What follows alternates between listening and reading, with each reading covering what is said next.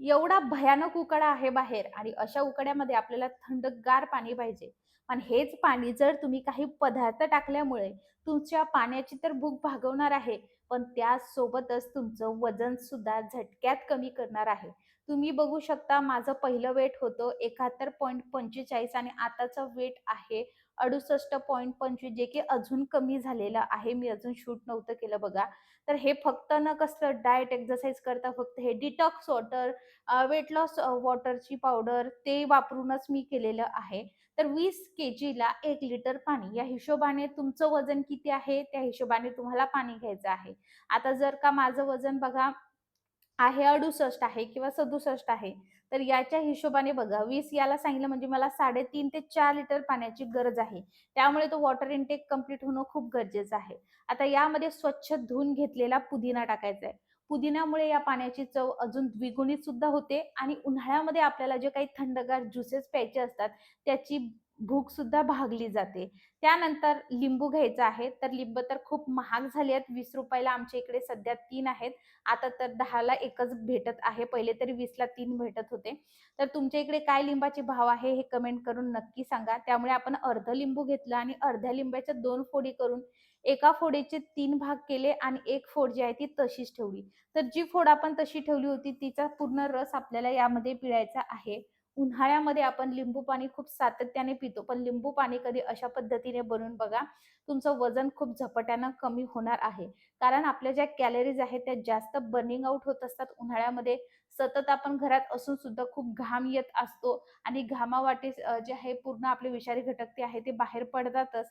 पण त्या उलटच घाम जास्त आल्यामुळे आपल्या शरीराला डिहायड्रेशन होऊ नये म्हणून आपल्या शरीरामध्ये वॉटर इनटेक करणं खूप गरजेचं आहे. त्यानंतर घ्यायचं आहे गाजर. गाजर, काकडी हे तुम्ही काही घेऊ शकता. मला आज काकडी सुद्धा यामध्ये टाकायची होती, पण काकडी माझ्याकडे अवेलेबल नव्हती. म्हणून मी गाजर घेतलेला आहे. गाजरचा फक्त एवढाच तुकडा घ्यायचा आहे. त्याचं साल आपल्याला काढून घ्यायचे, स्वच्छ धुवून घ्यायचे. कारण त्याच्यामध्ये माती लागलेली असते. त्यामुळे आपल्याला हे व्यवस्थितरित्या करायचं आहे. आणि याचे जे आहेत आपल्याला छोट्या-छोट्या चकत्या करायच्या आहेत.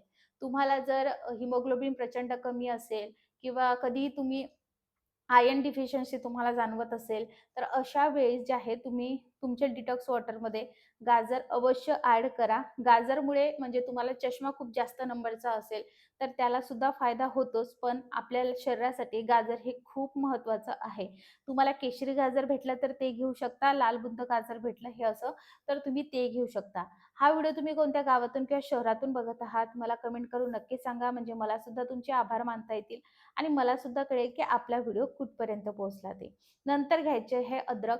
उष्णता भरपूर आहे त्यामुळे आलं बघा मी किती एवढुसं घेतलेलं आहे आणि त्यामुळे आपल्याला आल्याचं जास्त करायचं नाही, पण ते यासाठी यामध्ये टाकायचंय की आल्यामुळे आपल्याला ॲसिडिटी होत नाही, वारंवार भूक लागत नाही आणि सगळ्यात महत्त्वाचं हे पाणी जेव्हा आपण पितो ना, जो आपल्याला जेवण आपण केलेलं असतं तरी पण आपल्याला असं ना की काहीतरी स्वीट खावं किंवा मग काहीतरी वेगळं खायला भेटावं. तर ते फक्त तुम्ही हे पाणी पिल्यामुळे तुमच्या शरीराला थंडावा सुद्धा मिळतो आणि ती भूक सुद्धा भागली जाते. त्यानंतर घ्यायचं आहे बीटरूट. तर इकडे छोटंच घ्यायचं आहे बघा. ज्यांना कोणाला हिमोग्लोबिन प्रचंड कमी आहे, अशांनी हे डिटॉक्स वॉटरमध्ये बीटरूटची जी काही क्वांटिटी आहे ती डबल घेतली तरीही चालेल. ज्या काही कोणी महिला आहे, प्रेग्नन्सी, डिलिव्हरी झाल्यानंतर खूप जास्त प्रमाणामध्ये हिमोग्लोबिन कमी होतं, आयर्न डिफिशियन्सी खूप जास्त जाणवते, ॲनेमिक कंडिशन कधी-कधी होते. अशांनी तर रोज त्यांच्या सॅलडमध्ये बीटरूट घ्यायलाच पाहिजे आणि बीटरूट हे इन्क्लूड करायलाच पाहिजे. 4 ते 5 चकत्या मी करून घेतल्या आहेत आणि त्यासुद्धा या पाण्यामध्ये टाकल्यात. व्यवस्थितरित्या मिक्स करायचं. यामध्ये 3 ते 4 चकत्या काकडीच्या सुद्धा तुम्ही टाकू शकता. आता हे आपल्याला 1 ते दीड तासासाठी बाजूला ठेवायचं आहे.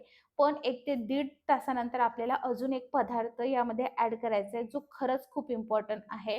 कारण कसं आहे, कोणीही आपल्याला पाणी प्यायचं म्हटलं ना, की खूप ज्वार येतं. तर त्याच पाण्याची चव अजून वाढण्यासाठी मी इकडे टाकलं आहे चिमूटभर काळं मीठ.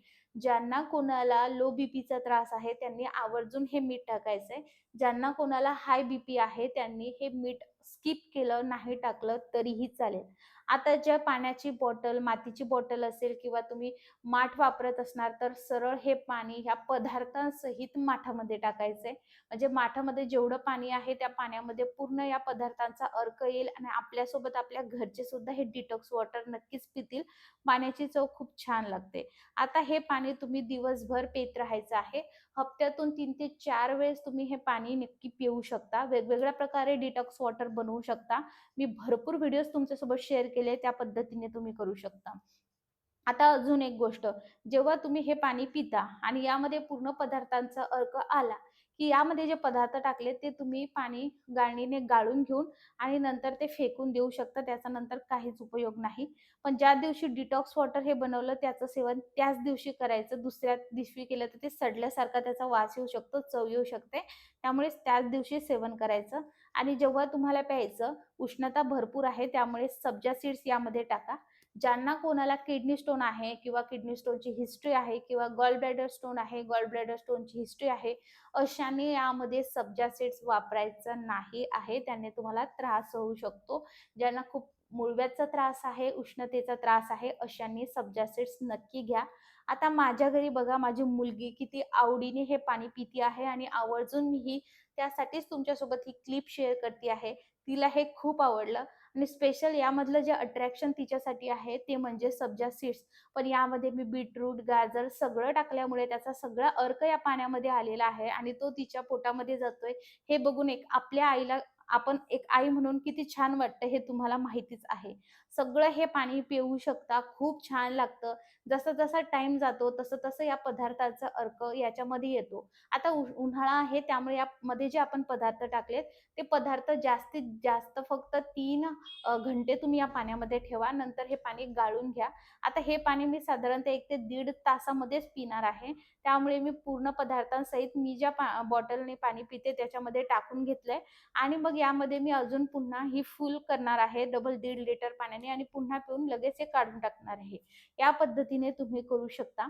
आता हे पाणी सिप-सिप करून प्यायचंय म्हणजे या दिवशी तुम्हाला नॉर्मल वॉटर प्यायचं नाही. आता खूप सारे क्वेश्चन आले होते त्याचे आन्सर मी तुम्हाला देते, की बऱ्याच जणांचं असं म्हणणं आहे, की हे पाणी गरम करून प्यायचं का? किंवा थंड करून प्यायचं का? उष्णता भरपूर आहे, गरम करायची गरज नाही या पाण्याला. हे पाणी रूम टेम्परेचरवरती ठेवून तुम्ही पिलं तर अतिउत्तम. पण तुम्हाला हे पाणी असं पिल्या जात नसेल, तर तुम्ही कशा पद्धतीने पिऊ शकता? तर हे पाणी तुम्ही माठामध्ये टाकू शकता, तसंही सेवन करू शकता किंवा तुम्ही हे फ्रीजमध्ये ठेवलं तरीही चालेल. पण जेवढं तुम्ही माठातलं किंवा रूम टेम्परेचरवरचं पाणी पिणार आहात, तेवढंच तुम्हाला पाणी जास्त जाणार आहे. फ्रिजमध्ये पाणी थंड झाल्यामुळे आपल्याला बघावं तेवढं पाणी आपण पीत नाही आणि पटकन आपली भूक भागली जाते. त्यामुळे कधीही माठाचा किंवा मग माठ नसेल, तर मग तुम्ही ती बॉटल फक्त एखाद्या घंट्यासाठी फ्रिजमध्ये ठेवा आणि मग त्या पाण्याचं सेवन करा. असं करा. गरम करायची गरज नाही. एकदा बनवलं की दिवसभर प्या आणि हे तुम्ही हप्त्यातून 3 ते 4 वेळेस हे पाणी बनवून पिऊ शकता. व्हिडिओ आवडल्यास लाईक करा, फॉलो करा, सबस्क्राईब करा आणि बेल आयकॉन नक्की ऑल करा.